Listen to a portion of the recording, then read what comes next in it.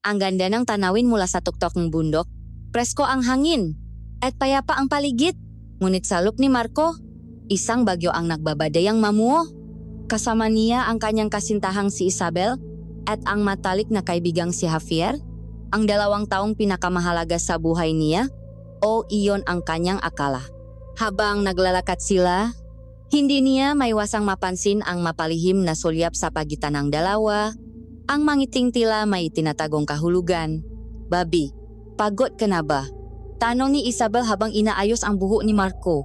Ang kanyang nga daliri ay malamig ngunit ang kanyang nga mata ay malamig. "Hindi naman. Ayos lang ako," sagot ni Marco. Pilit nang ngumingiti, gusto niyang paniwalaan na imahinasyon niya lang ang lahat. Maya-maya pa, nagpaalam siyang makahanap ng panggatong para sa kanilang apoy. Isang dahilan para mapag-isa at pakalmahin ang kanyang sarili. Ngunit habang papalayo siya, isang usapan ang pumukaw sa kanyang pansin, isang usapan na dudurok sa kanyang mundo. "Hindi ba tayo mabubuking ni Marco, Javier?" Narinig niyang sabi ni Isabel, ang boses ay puno ng pagkainip. "Ano ka ba? Tiwala sa atin ang taong iyon?" Sagot ni Javier na may halong pagtawa. "Konting tiis na lang. Kapag nakuha na natin ang lahat ng pera niya, saka natin siya iiwan." Para siyang sinaksak ng libu-libong beses. Bawat salita ay lason na kumakalat sa kanyang buong pagkatao. Ang sakit at galit ay naksanip at hindi na niya napigilan ng sarili. Lumabas siya mula sa pinagtataguan. Ang kanyang nga mata ay nakapoy. "Mawalang hiya," sigaw niya. Ang boses ay basak dahil sa panginginig. Nagulat ang dalawa. Hindi makapagsalita. "Paano niyo nagawa sa akin ito? Ang laki nga tiwala ko sa inyo. Tapos para lang pala ang habol niyo. Marco, magpapaliwanag kami," sabi ni Isabel. Ngunit huli na ang lahat. Sa sobrang galit, tumakbo si Marco. Walang direksyon, gusto lang niyang makalayo sa 2 taong sumira sa kanya. Dinala siya ang kanyang nga paa sa gilid ng isang malalim na bangin. Habang nakatingin sa kawalan, ang sakit sa kanyang dibdib ay hindi na niya makayanan. Sumigaw siya ng buong lakas. At sa sobrang puwersa, natapakan niya ang isang bato na gumuho. Nawalan siyang balanse.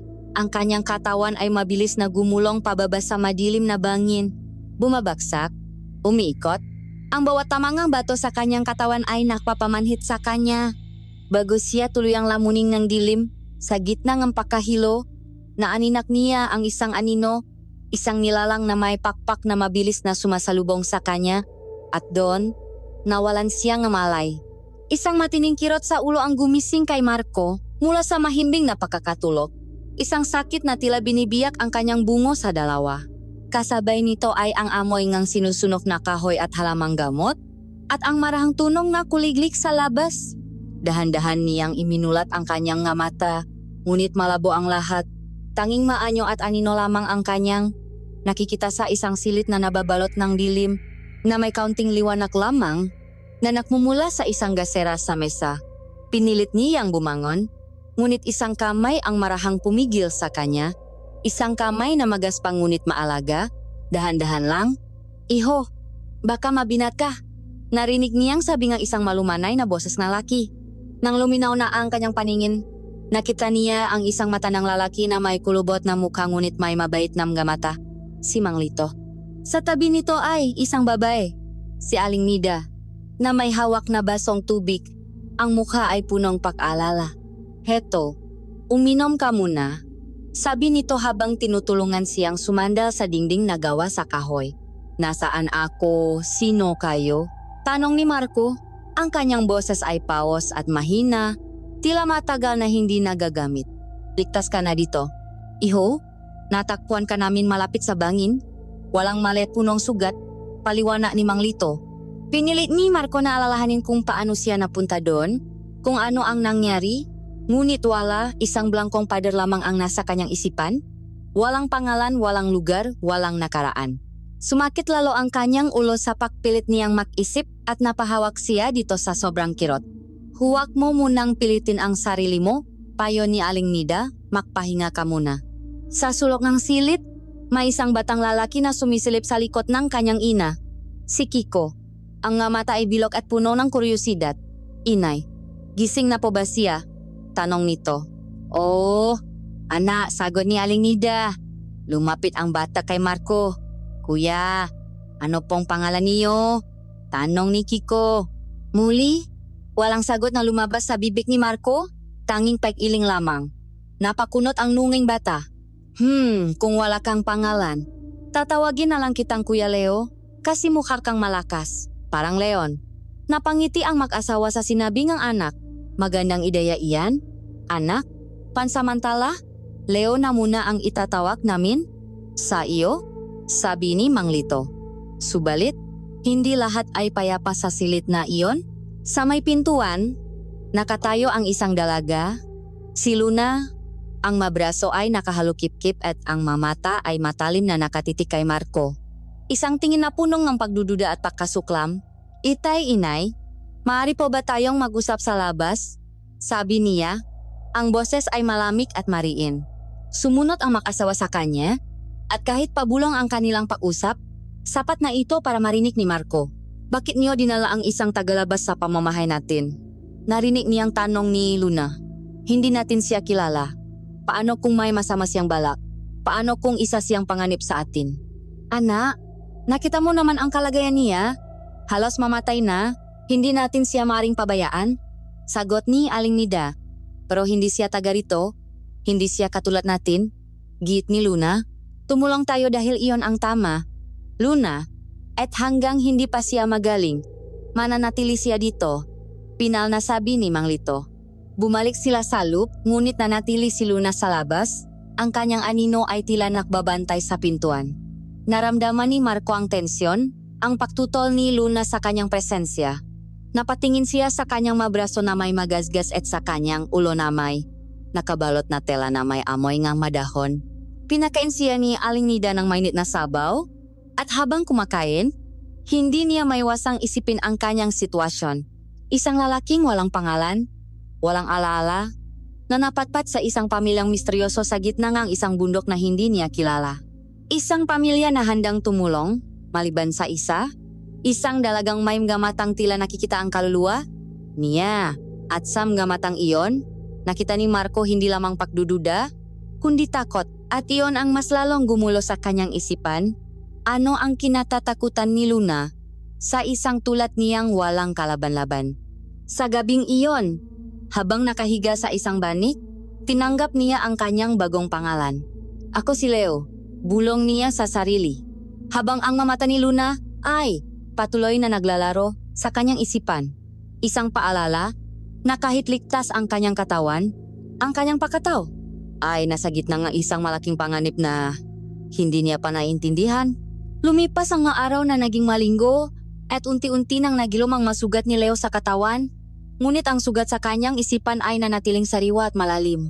Ang bawat umaga ay pareho, gigising siya sa isang mundong hindi niya kilala, na may gamukhang pamilyar na ngunit ang sarili niyang mukha, sa salamin, ay nananatiling isang estranghero.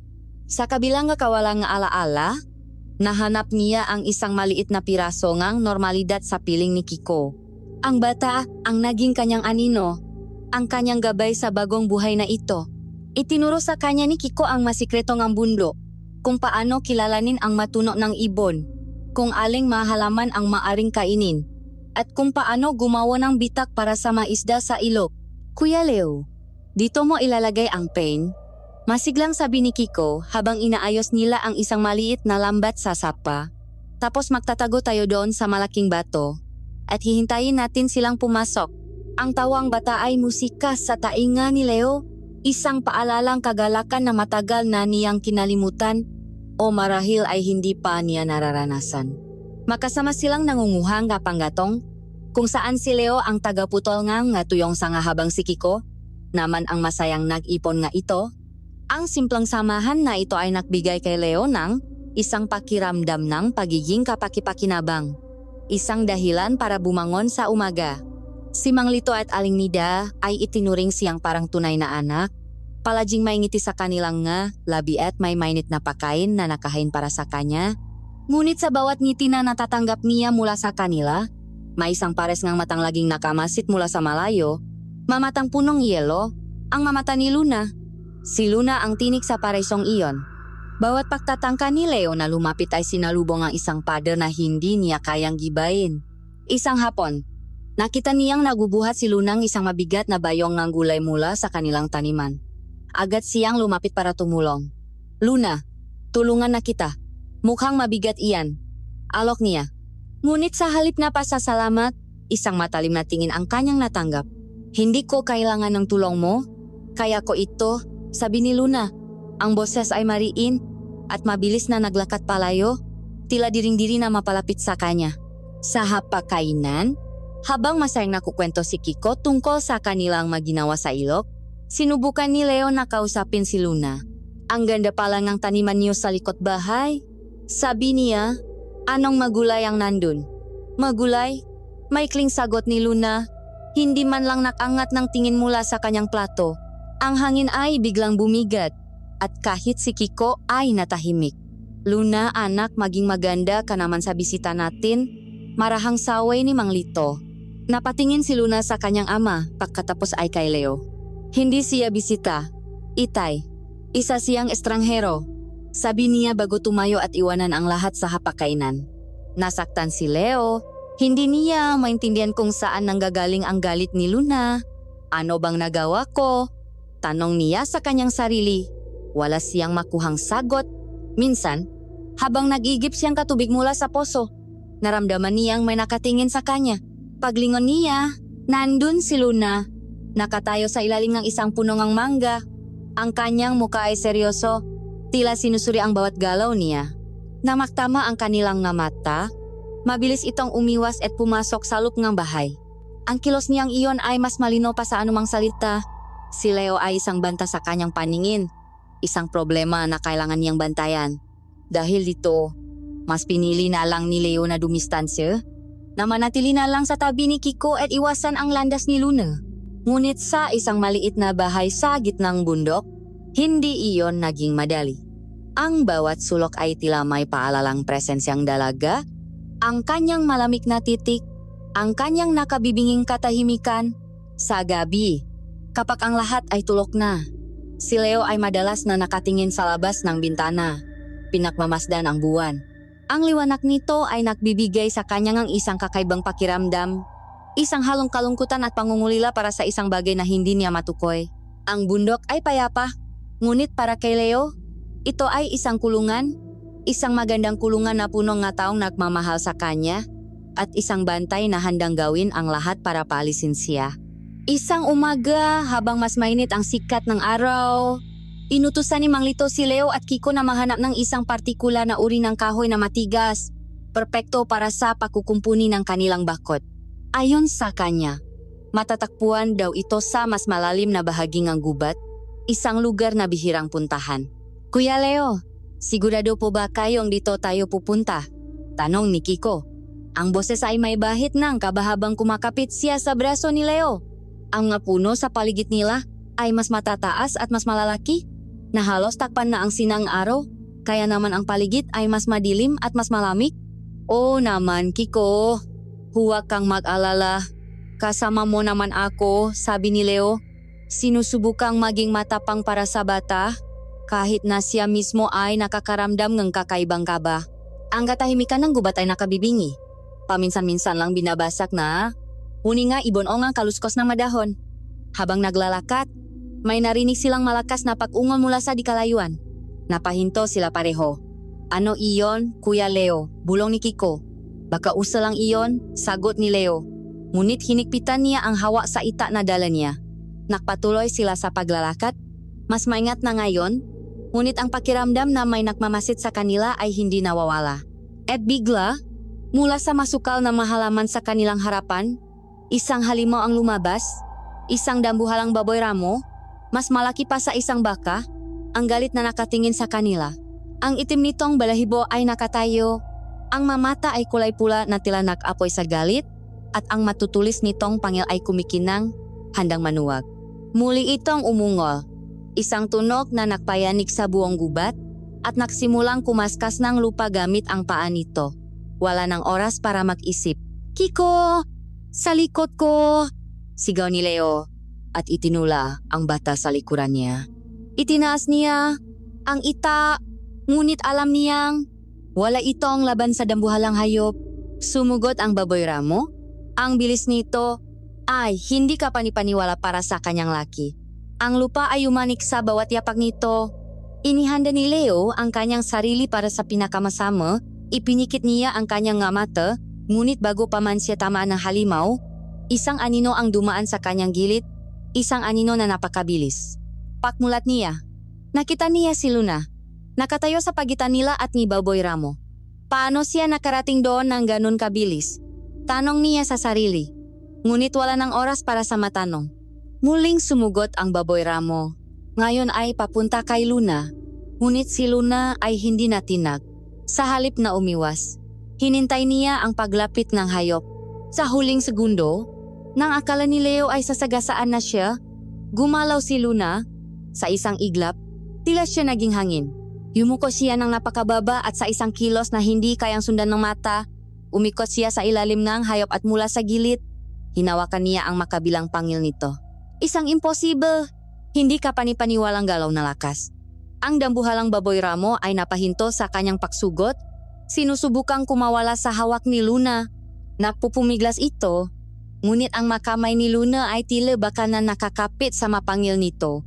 At sa isang malakas na sigaw, isang sigaw na hindi tunog tao, ipinilipit ni Luna ang ulo ng Baboy Ramo.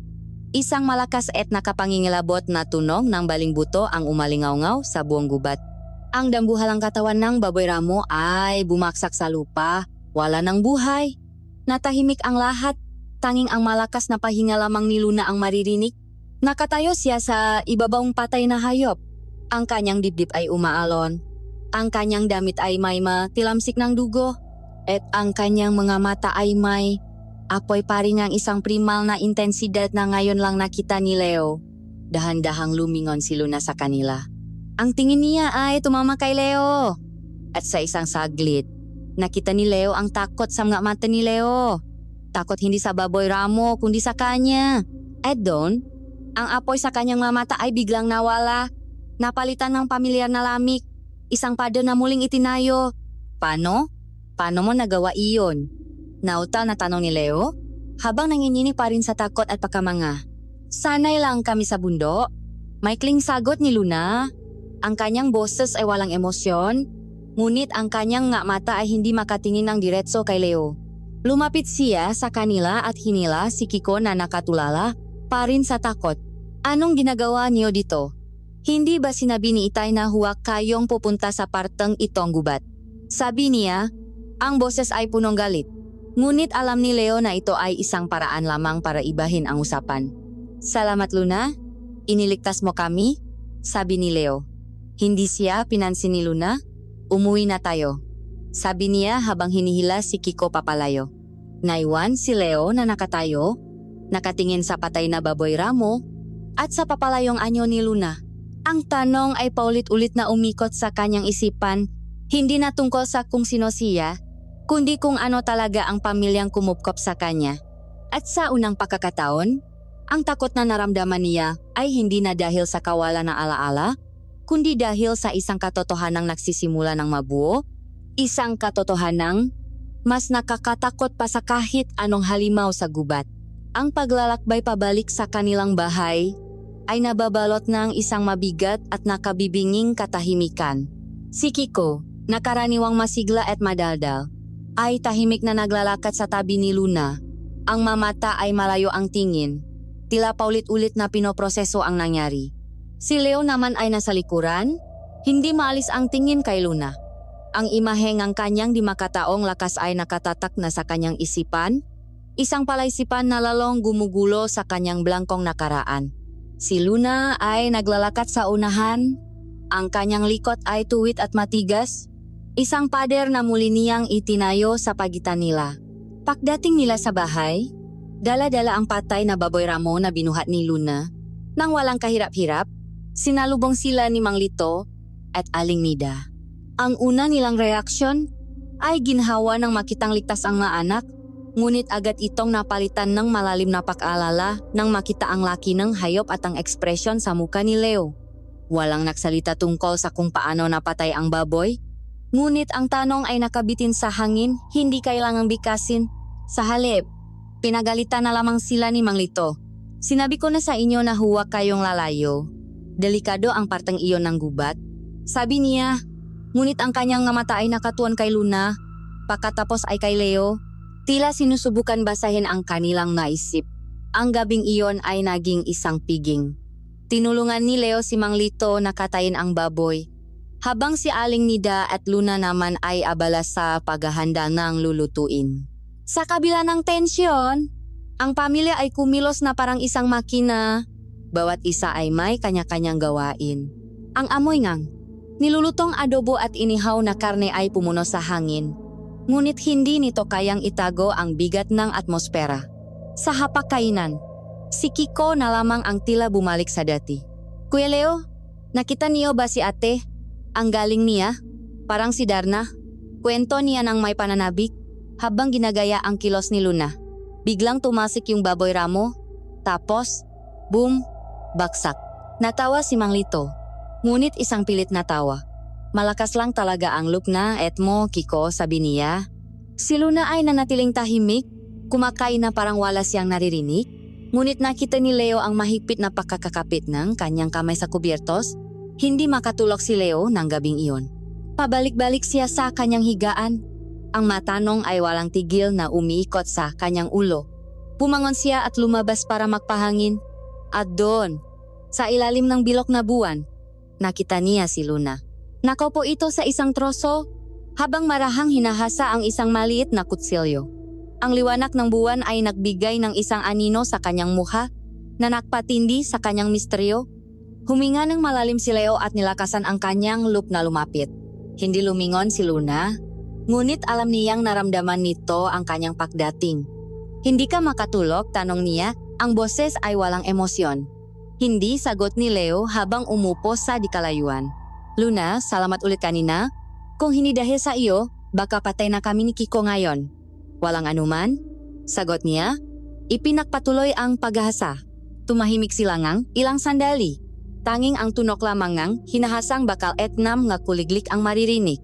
Gusto ko lang maintindihan, basak ni Leo sa katahimikan. Hindi ako kalaban, Luna, gusto ko lang maging kaibigan.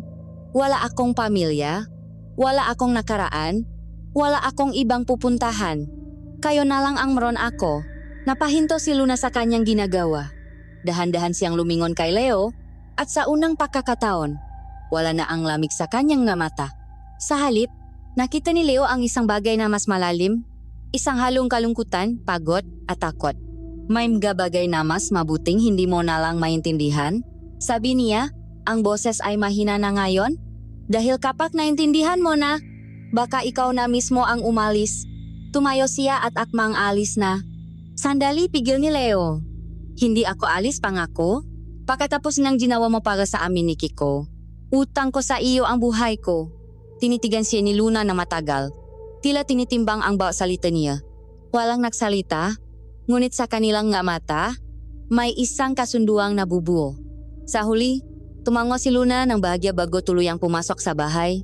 Iniwan si Leo na makisa sa ilalim ng buwan, na mahigit pang matanong kaysa sa masagot, ngunit sa isang kakaibang paraan, mas panatak ang kanyang loop. Kinabukasan, ang almusal ay ibang-iba. Ang tensyon ay nawala na. Si Mang Lito at Aling Nida ay nagpapalitang na makahulugang ngiti. Habang nakakape sila, biglang naksalita si Luna, nakatingin ng diretso kay Leo. Pupunta kami ni Kiko sa ilok mamaya para maglaba. Kung gusto mo, sumama ka, natigilan ang lahat. Maging si Kiko ay napanganga sa gulat. Si Leo ay hindi makapaniwala sa kanyang narinig. Napatingin siya kay Luna, na mabilis na umiwas ng tingin at nakunwaring abala sa kanyang pagkain. Oh, sige, sasama ako.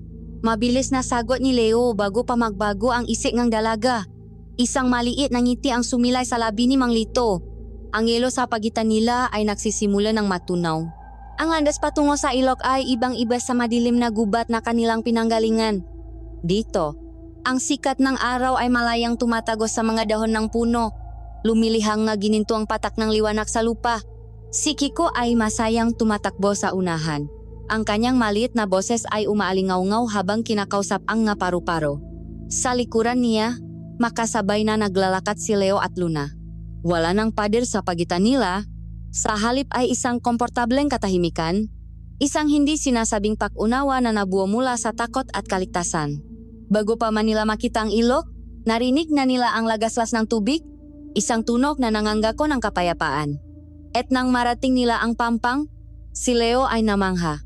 Ang gilog ay malinaw na malinaw. Makikita mo ang bawat makinis na bato sa ilalim.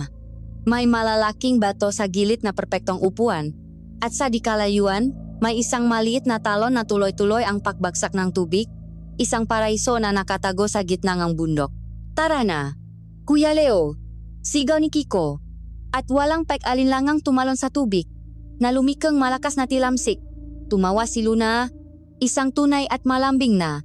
Tawa na ngayon lang narinig ni Leo. Ang tuno niyon ay mas maganda pa sa huni nga maibon. Ibinaba ni Luna ang dala nilang batya ng maruruming damit sa isang malaking pata na bato at nagsimulang maglaba. Pinanood siya ni Leo.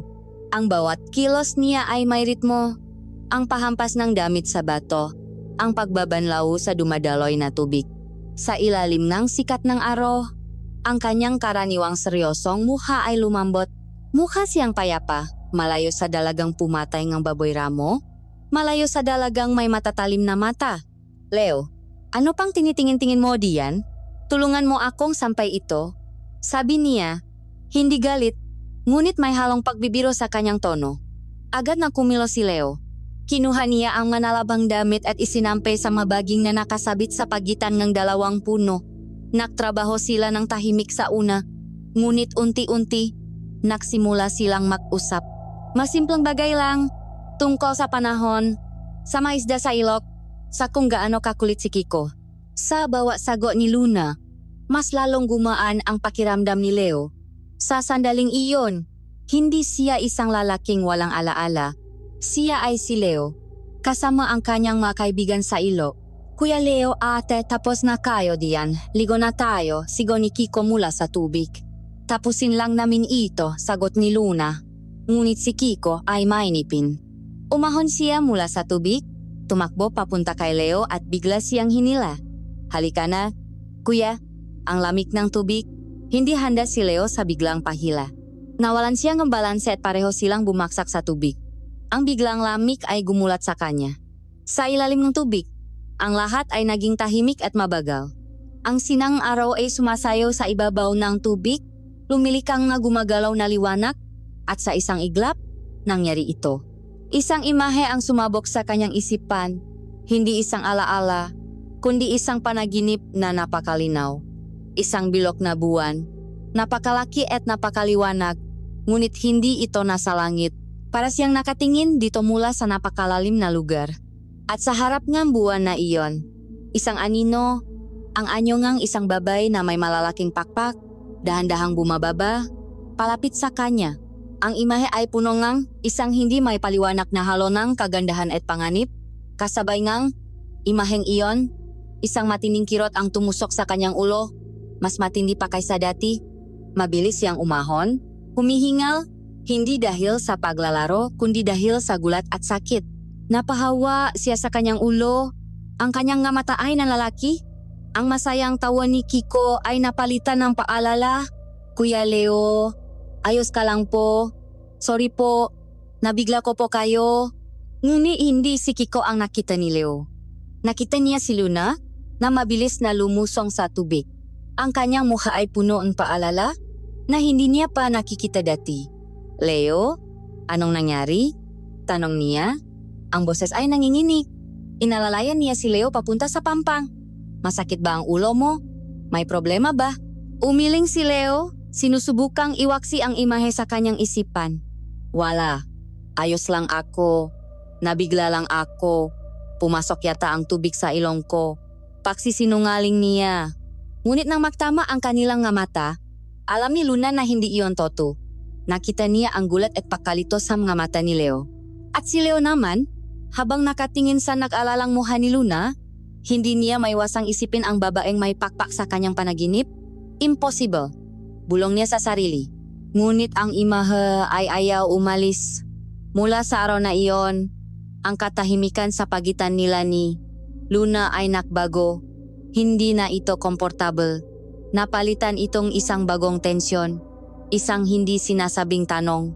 Ang araw na nagsimula sa kapayapaan ay nagtapos sa isang misteryo, isang piraso ng palaisipan na natakbuhan ni Leo sa kailaliman ng ilog, isang piraso na magbabago sa lahat.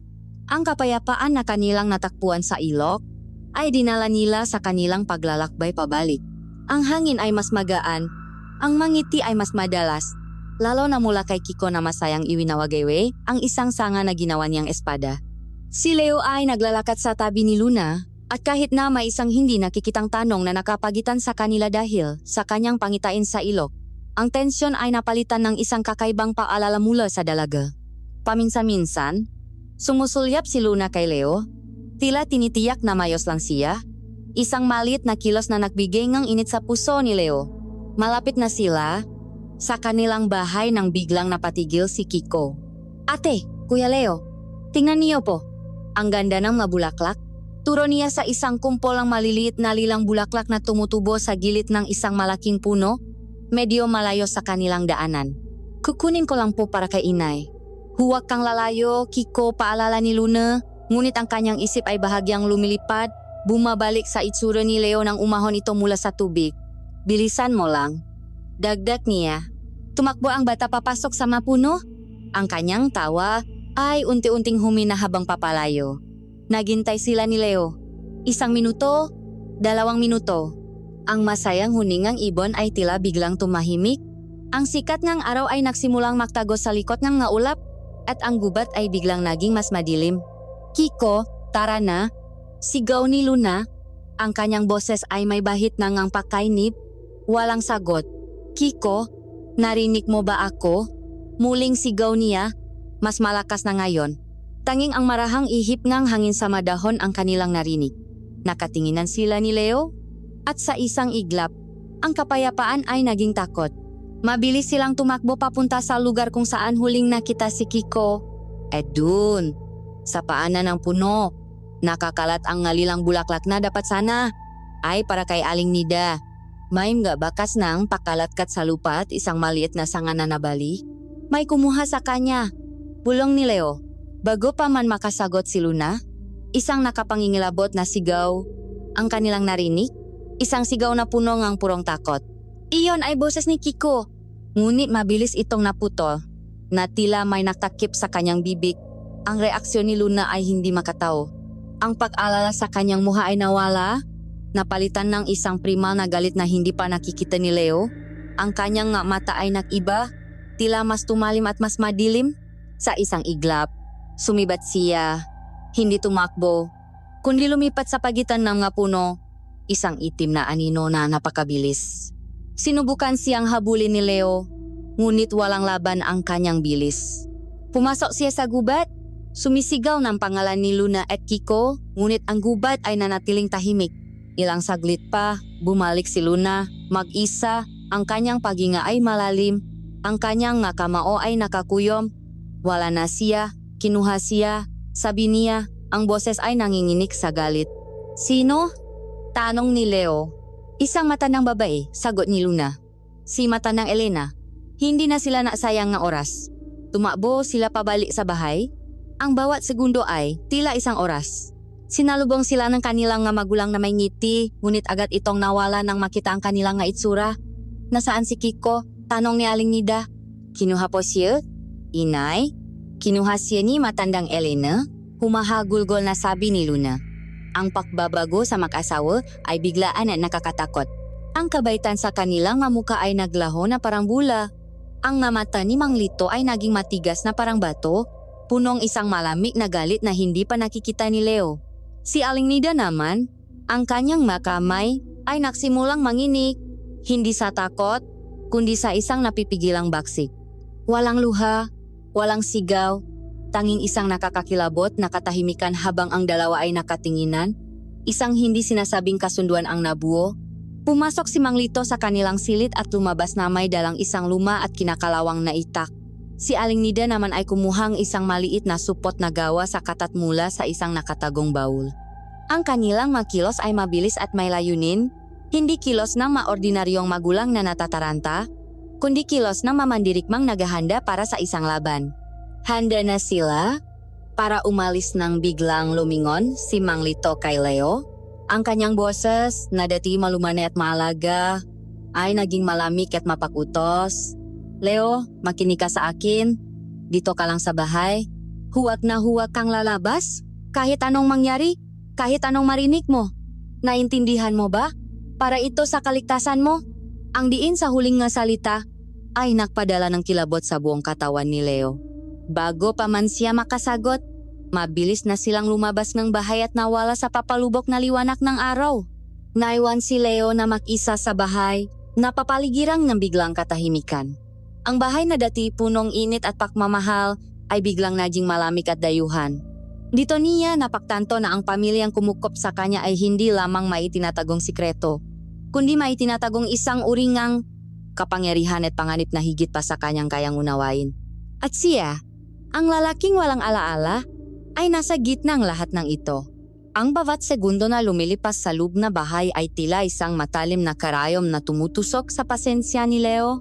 Sa labas, ang gabi ay kumakain sa natitirang liwanag at ang dating payapang tunog ng gubat ay napalitan ng nga nakakakilabot na anasan ng hangin at kaluskos mula sa dilim.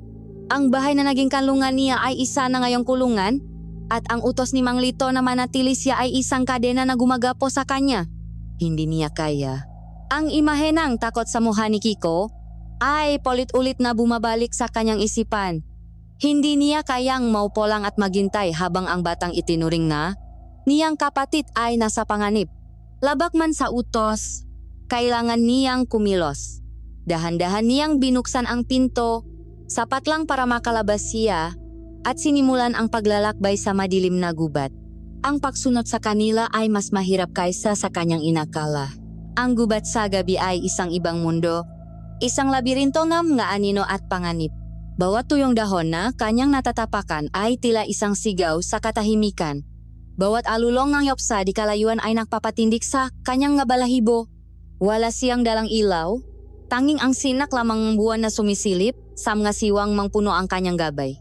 Ngunit ang pamilya ni Mang Lito ay tila hindi nangangailangan ng liwanag.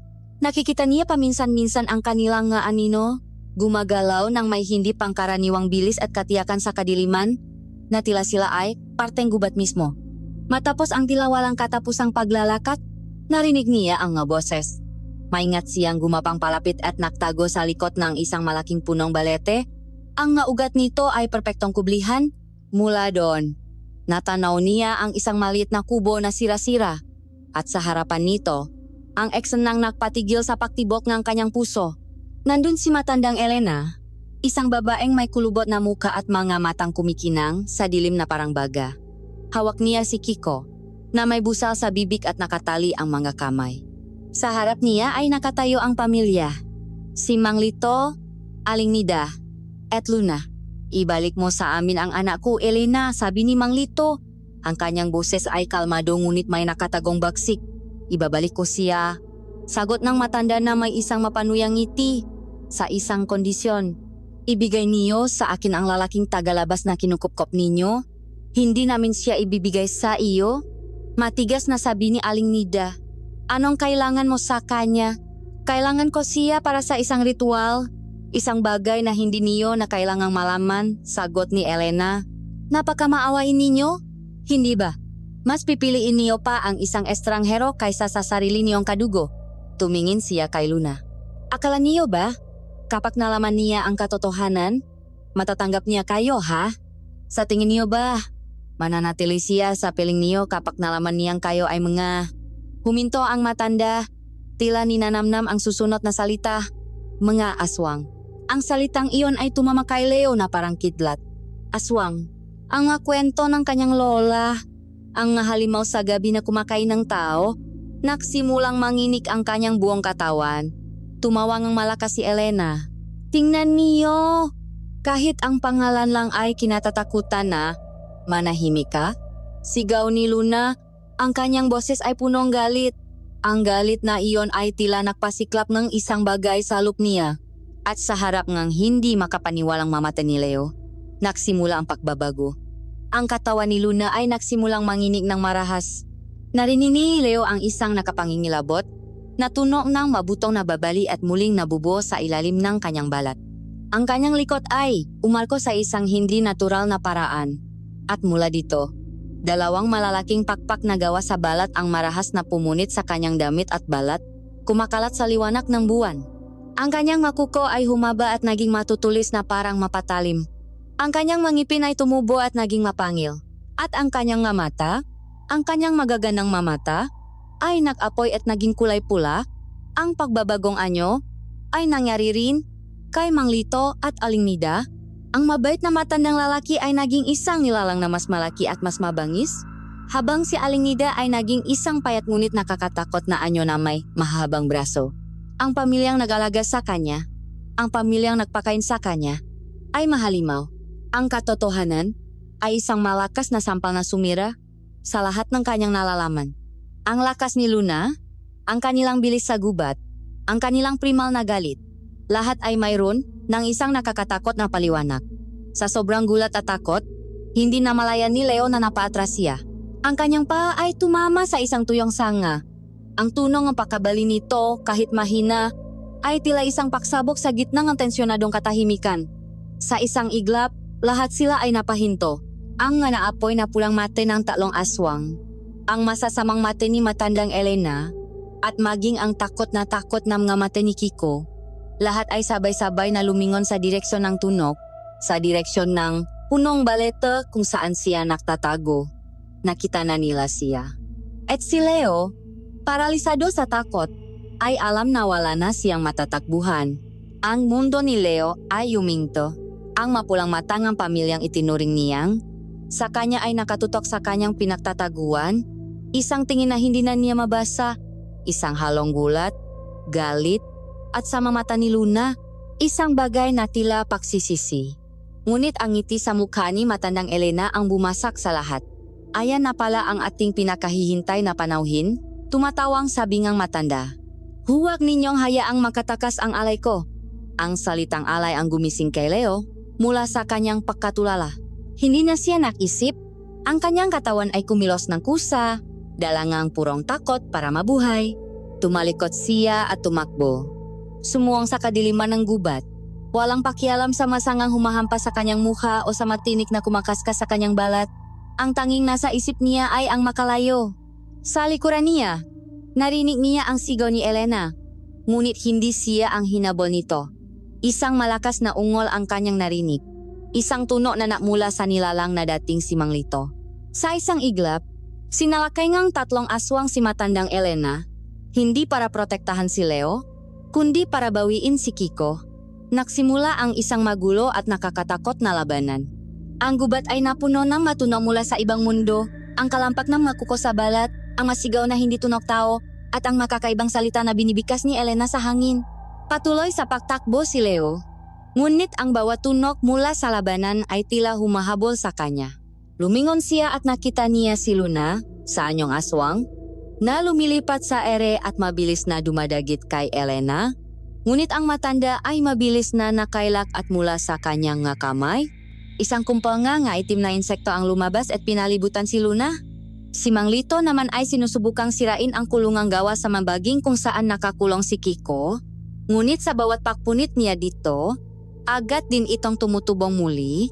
Si Aling Nida ay nakikipaglaban gamit ang nga orasyon, sumisigaw ng masalitang hindi maintindihan ni Leo, na tila nagpapahina sa kapangyarihan ng matanda.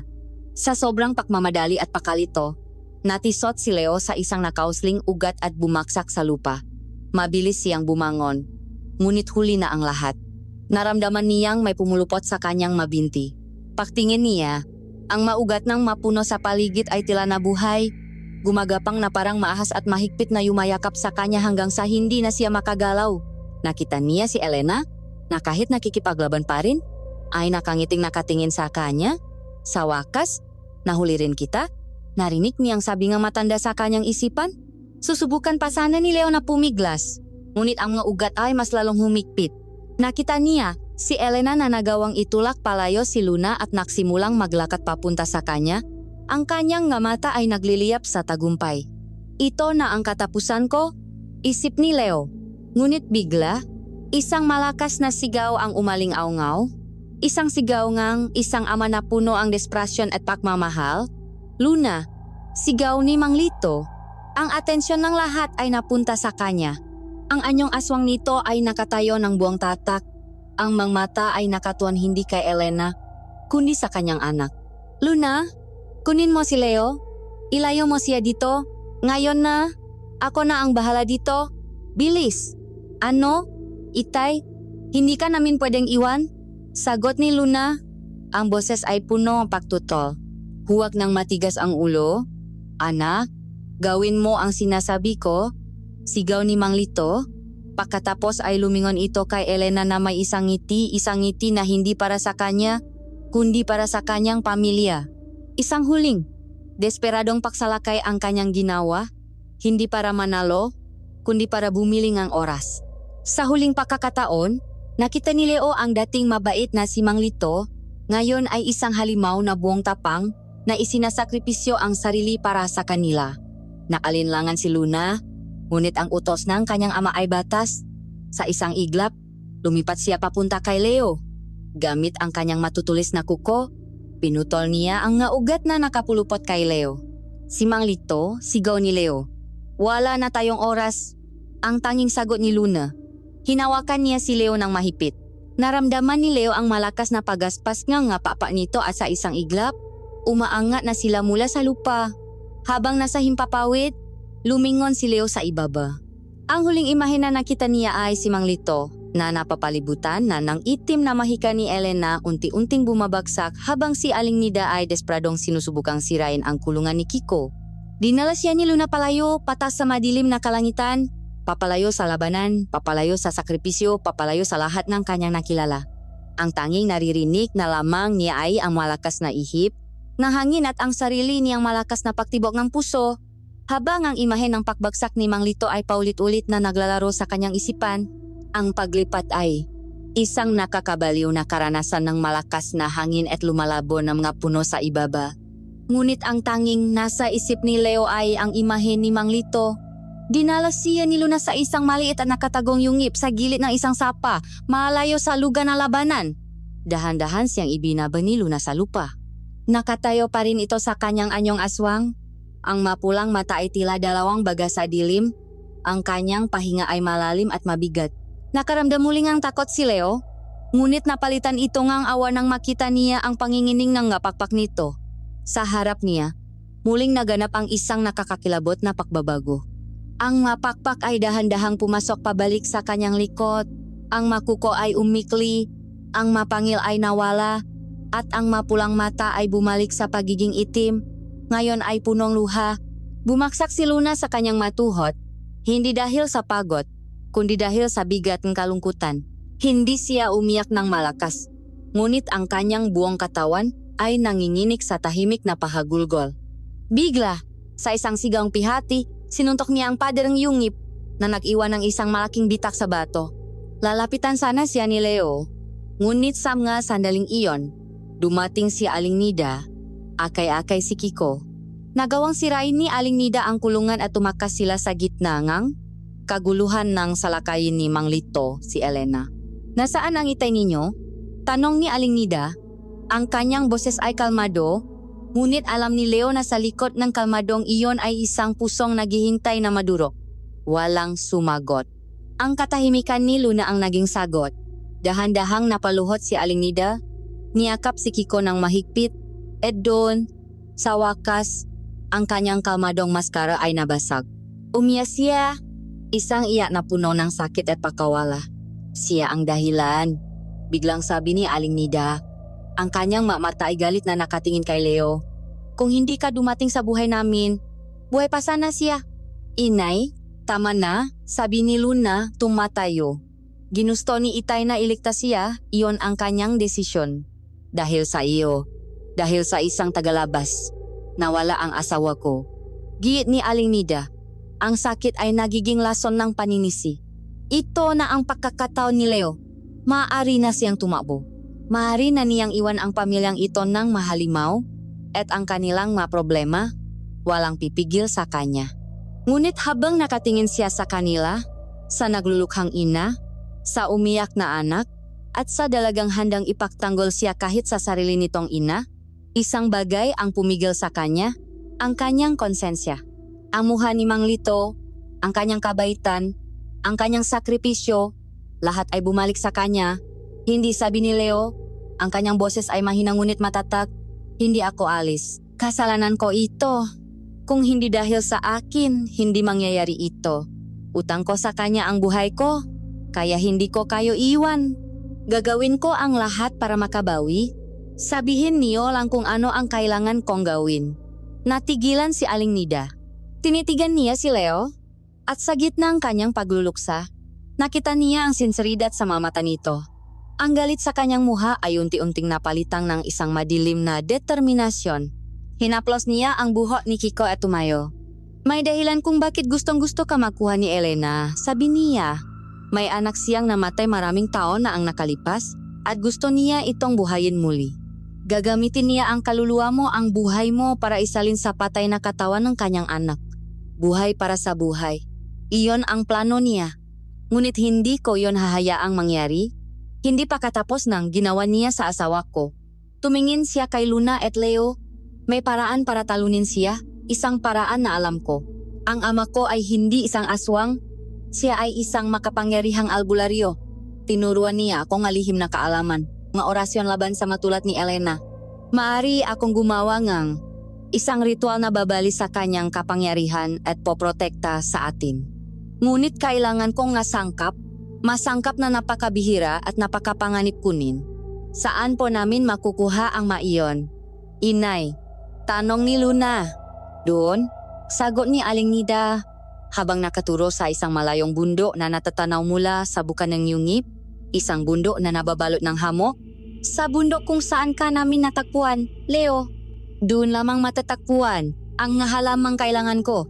Ang bundok na ito ay isinumpa na ni Elena. Wala nang tumutubong makapangyarihan dito. Naramdaman ni Leo ang panalami ng kanyang dugo. Ang bumalik sa lugar na iyon, ang lugar kung saan nagsimula ang kanyang bangungot, ay isang bagay na kinatatakutan niya.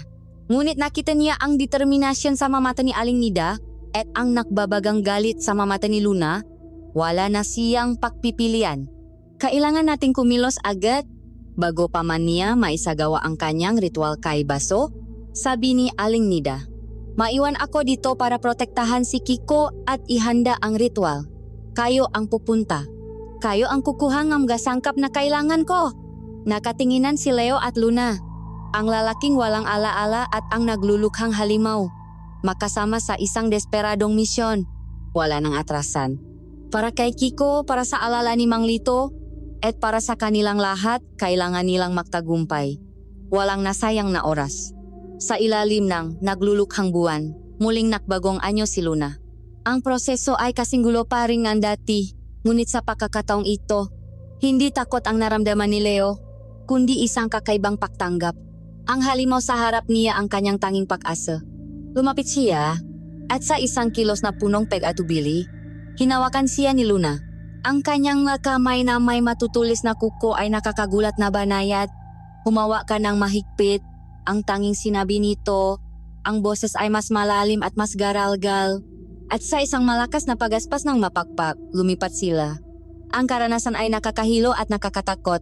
Ang malakas na ihip ngang hangin ay sumisipol sa kanyang tainga at ang madilim na kagubatan sa ibaba ay isang mabilis na dumadaang anino.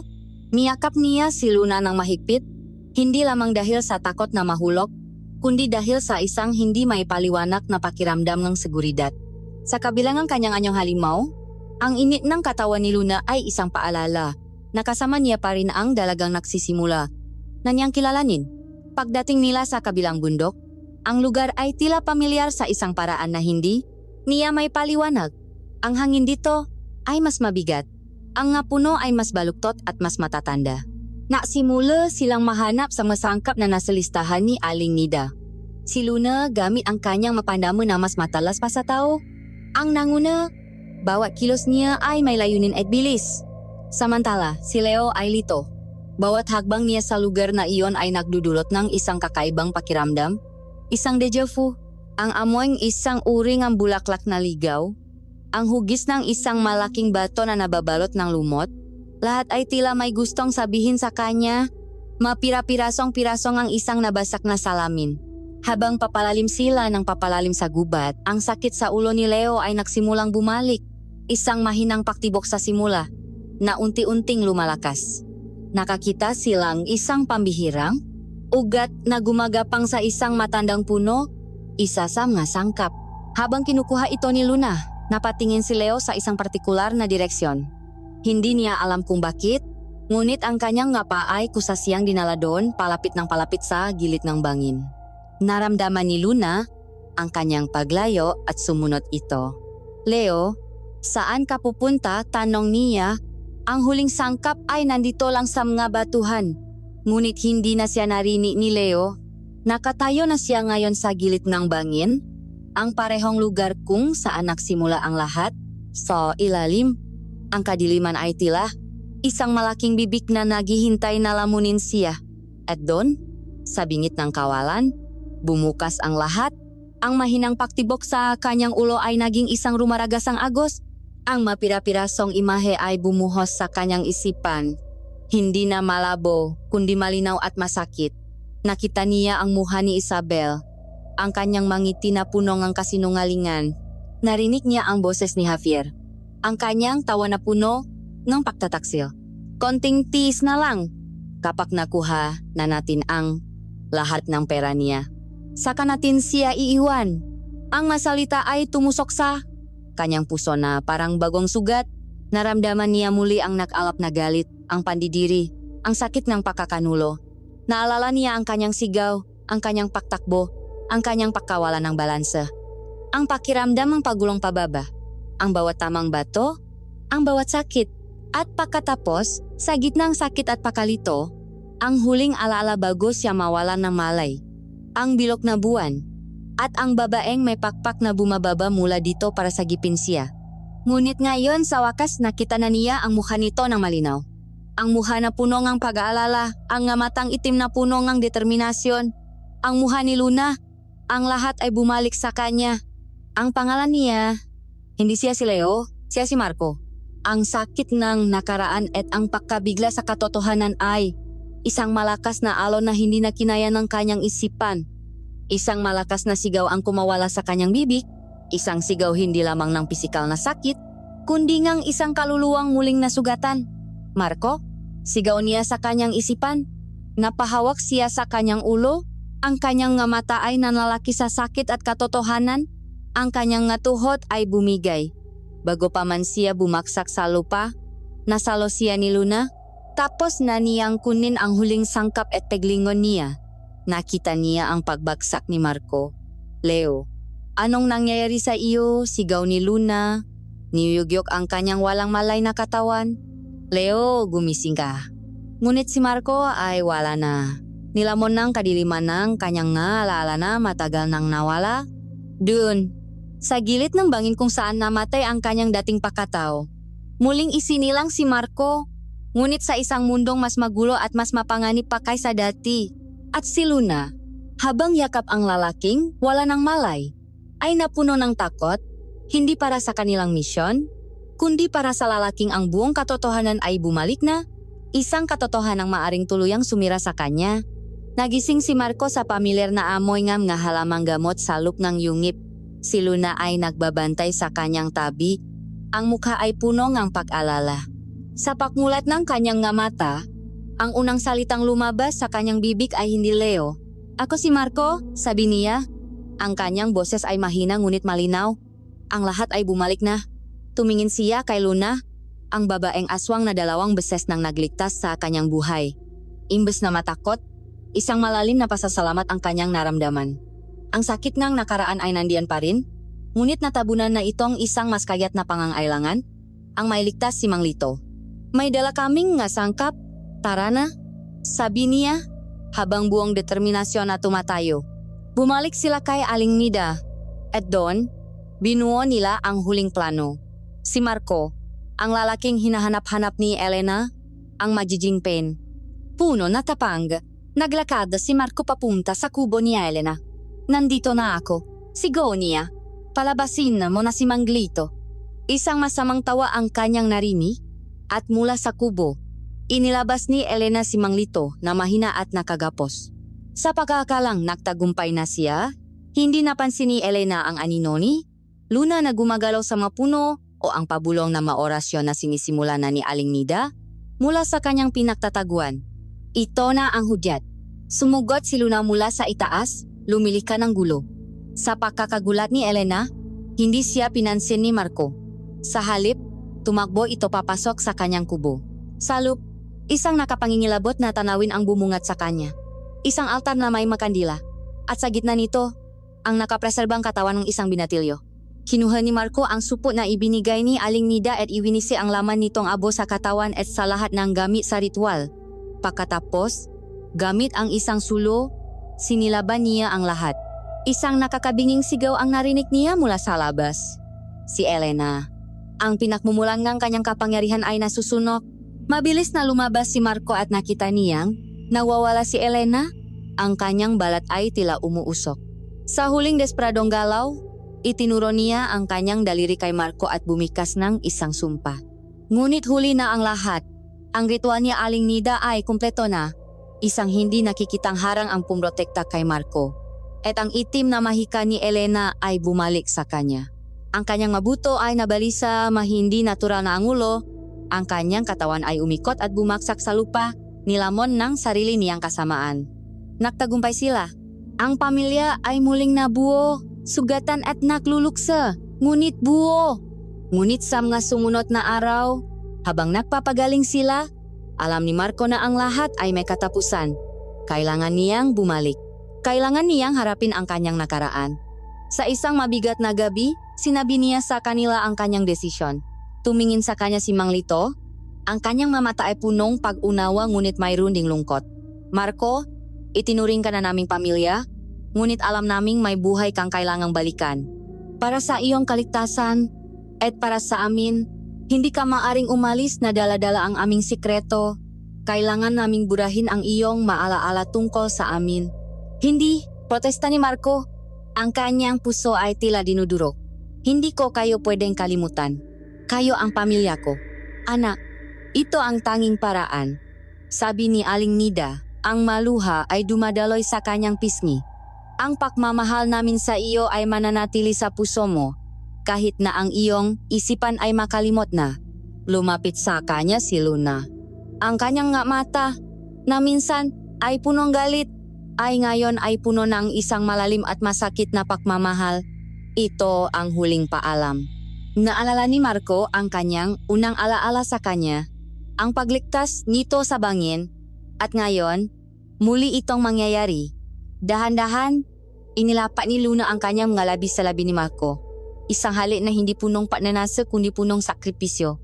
Habang ginagawa niya iyon, ang mga imahe sa isipan ni Marco ay nagsimulang maglaho. Ang anyong aswang ni Luna, ang kabaitan ni Manglito, ang paalaga ni Aling Nida, ang tawa ni Kiko. Lahat ay unti-unting naging isang may ngunit malabong pakiramdam. Ang huling nakita niya ay ang luhang pumata mula sa mata ni Luna bago siya lamunin ng kadiliman. Nagising si Marco sa isang puting silid.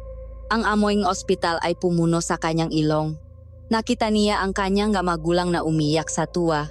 Mahigit isang buwan siyang nawawala. Natakpuan daw siya ng mga hiker malapit sa isang bangin, walang malay. Ang naalala lamang niya ay ang pagtataksil, ang pagkahulog. Ang masumunod na linggo ay isang blangkong pahina. Lumipas ang mga taon. Si Marco ay naging matagumpay. Ngunit may isang kulang sa kanya. Isang buta sa kanyang puso na hindi mapunan. Madalas, kapag bilog ang buwan, napapatitik siya dito at sa di kalayuan, sa mabundok na botano, nakakaramdam siya ng isang kakaibang pangungulila, isang pagnanais na bumalik sa isang lugar na hindi niya maalala, para sa isang pamilyang kinalimutan na niya, isang pamilyang aswang na minsan ay nagligtas at nagmahal sa kanya.